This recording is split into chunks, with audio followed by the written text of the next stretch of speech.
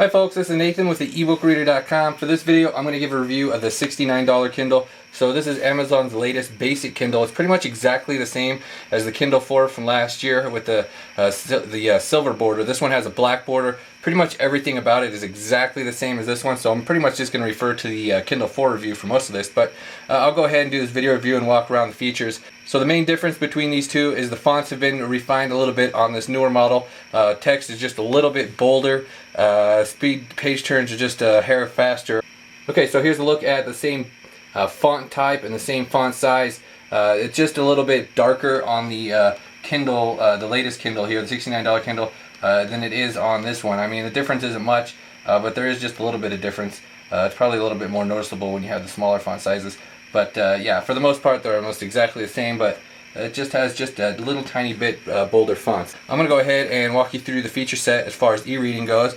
As far as the Kindle, basic Kindle here, we've got all our buttons down here because it doesn't have a touch screen, and it also doesn't have the lighted screen like the Kindle Paperwhite, which I have right here. I don't have the light on right here, but let's go ahead and turn the light up, and as you can see, it gets a lot wider background. It's better for reading in dark conditions like this.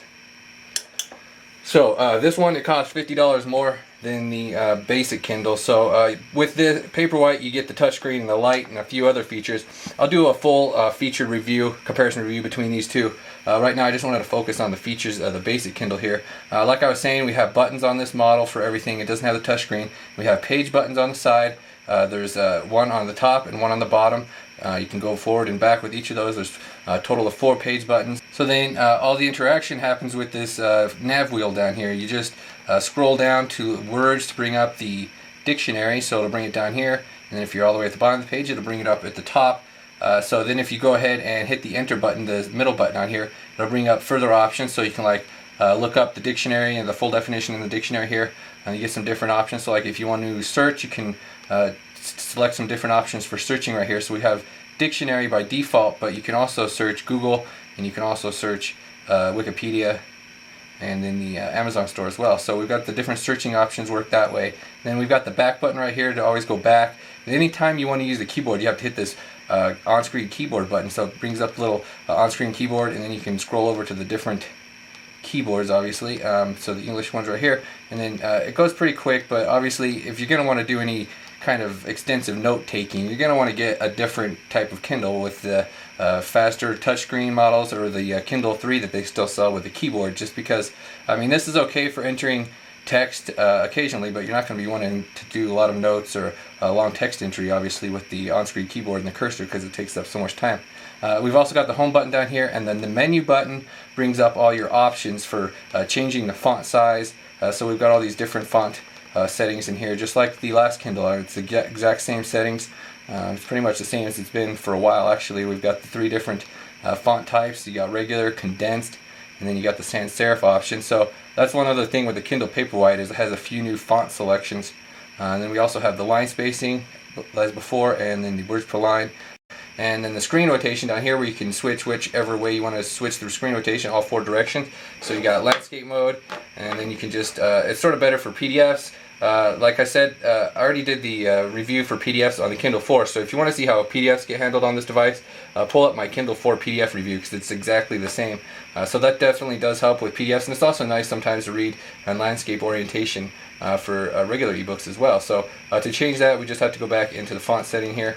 So obviously with the touchscreen, everything takes a little bit more patience to get to, but I really kind of like this Kindle. I mean, for 69 bucks, it's a pretty good value as far as e-ink screen, and you have the extra page buttons if you kind of like those instead of using the touchscreen for everything.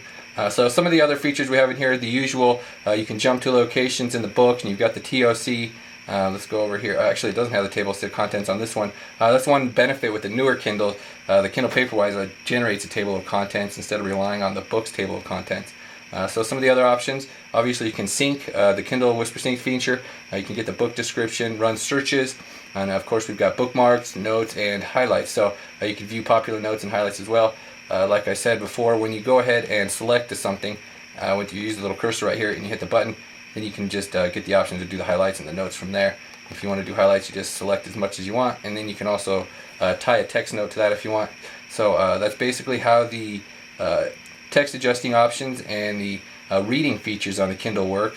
Let me go ahead and show you the home screen layout. Like I said, it's exactly the same as it was on the Kindle 4 from last year. We don't have the option for showing book covers like we do on the Kindle Paperwhite, so we just have this list right here, and we can sort by most recent, title, author, and collections. And so then we can scroll through the various pages by hitting the page buttons, and then all your archived items, your cloud items, are still over on Amazon's cloud here. And there's some different dictionaries come with this as well. It doesn't load them by default, but we do have some different options in here for Portuguese dictionaries, French, German, and Spanish, and whatever that one is, must be Italian. With the archived items, you can also sort by title and author. We don't have as many sorting options over here. One of the options we do have, as you can see on the first page, is you can add your device collections from other devices. So if you hit this, then you can actually set up your collections if you had them set up on different Kindles. Some of the other content we can get on here, as far as the active content, there's some video game type stuff on here, like I have the video poker.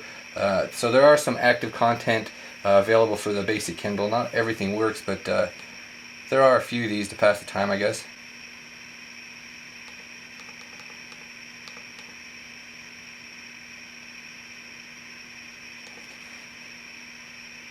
Alright, so when you do notes and all that, the notes and highlights, everything gets added into a My Clippings folder, and then you can access that from your computer.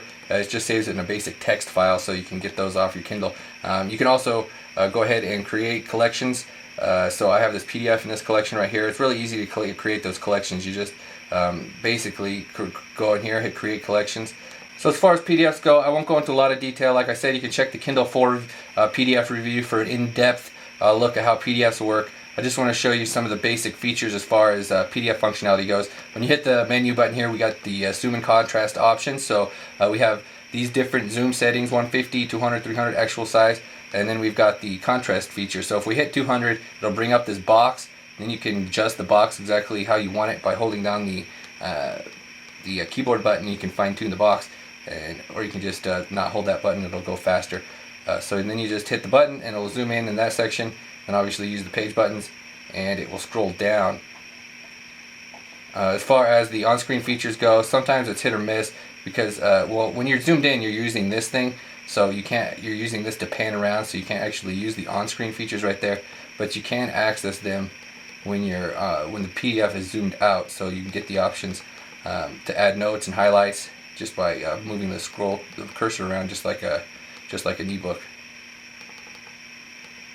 Doesn't always work as you would expect with the PDF. Obviously you can tell it's going across both columns right there, so it just sort of depends on the PDF basically how this stuff is going to work. Then once we select it, it just does what we selected, so it's kind of wonky a little bit sometimes with PDFs. It sort of just depends on the PDF. As far as the contrast settings, these are actually really nice because it makes the PDF a lot darker. As you can see, there's the default, and it's a lot darker on the darkest setting. If we zoom it in, you can even tell a lot better. So it definitely is nice for adding to the contrast. But as far as basic PDF use, I mean, it's okay for occasional use. You're not going to want to use this as a PDF reader. I've been said it for every review before this, and I'll keep saying it again. 6 inches of devices, they're just not that great for PDFs. Obviously, you just need something with a bigger screen. I always think PDFs are best on a tablet personally, but there are some good e-ink e-readers out there like the Icarus XL, and obviously you've got the Kindle DX, which is now $2.99. They dropped the price on that. So I'm going to go ahead and wrap up this review right here. As usual, check out the ebookreader.com. I'll have some more additional information in the written review, and in the other comparison reviews I'm going to do between this and the Paperwhite will be coming down the pipe soon, so check those out too, and thank you for watching.